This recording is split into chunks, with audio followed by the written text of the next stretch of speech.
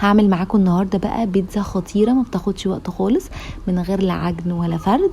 اي خضار عندكم متوفر بتحطوه. طبعا ممكن تجهزوها للفطار احسن من سندوتشات وسريعه جدا.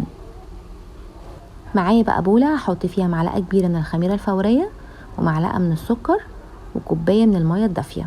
طبعا ما تكونش بتغلي ولا تكون بارده عشان تخلي الخميره تتفاعل معايا. هدوب السكر كويس جدا وهغطي عليها لمده 10 دقايق.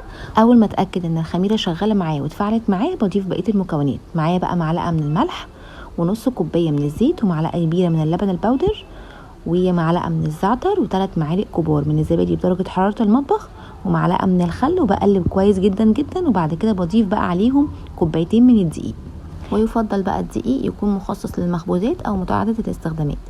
بقلبه كويس كده مع بعض وحاول ان انا انزل بقى الجوانب كويس لغايه ما يوصل معايا كده خليط لا خفيف ولا تقيل، يكون متوسط كده. بنزل بقى عليه بمعلقه صغيره من البيكنج باودر. وشايفين بقى الخليط عامل معايا ازاي. هكون محضره بقى صاج او صينيه مقاس 30×40. وطبعا لو الحاجه بتلزق بندهنها كويس جدا او نحط ورقه زبده. انا هنا عشان انا عندي صاج مش بيلزق فما دهنتش عليه اي حاجه خالص. هبتدي بقى انا اوزعه كده. طبعا انا عايزه الخليط ما يكونش سميك خالص، انا عايزاه يكون رفيع. وهسيبه على جنب لمده ربع ساعه لغايه ما احضر الصوص بتاعي. انا طبعا مش بسيبه يخمر ولا اي حاجه، انا بس بسيبه يرتاح. هكون بقى حضرت بقى معايا معلقتين من الكاتشب، معلقتين من معجون الطماطم، ومعلقه من البصل البودر والثوم البودر، ومعلقه من الزعتر. الزعتر بقى بيبقى خطير في صوص البيتزا. ونص معلقه من الفلفل الاسود ومعلقه من الزيت اذا كان زيتون او نباتي زي ما تحبوا او المتوفر عندكم. وبظبط طبعا الملح هنا طبعا زي ما تحبوا برضو. هقلب بقى كل المكونات دي كده مع بعض معايا، ويكون معايا ربع كوبايه او 3 معالق كبار من الميه اللي بتغلي. بنزلهم بقى على الخليط وبقلب كويس جدا لغايه ما يبقى معايا كده خليط لا خفيف ولا تقيل، متوسط كده عشان اعرف اوزعه على البيتزا.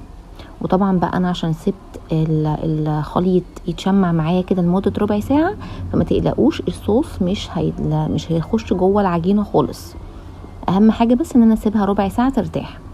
نزلت بقى الصوص بالشكل اللي انتوا شايفينه ده، وهبتدي ان انا اوزعه كده بظهر معلقه كده بالراحه خالص. وفي المرحله دي لازم اكون مشغله الفرن على درجه حراره 180 قبلها كده ب10 دقايق. قبل ما ادخل الخليط فيه لازم يكون الفرن ساخن كويس جدا. بعد ما ضفت الصوص بقى هضيف بقى الجبنه. وطبعا بقى في تركه عشان تخلي الجبنه تبقى بتمط ويبقى شكلها حلو على البيتزا، لازم اكون مخرجاها من التلاجة قبلها كده بساعه، بتكون واخده على درجه حراره المكان. ضفت بقى الخضار اللي متوفر عندي. انا كان عندي فلفل الوان وفلفل حامي وبصل وزيتون، وضفت عليهم كمان طبقه من الجبنه ودخلتهم بقى على الفرن لمده 10 دقايق. بتخرج معايا بالشكل الخطير ده، ريحتها تجنن وشكلها حلو جدا. جربوها بقى وقولي ايه رايكم، وبالف هنا. ولو عجبكم الفيديو لايك وسبسكرايب، وان شاء الله نتقابل في فيديو جديد.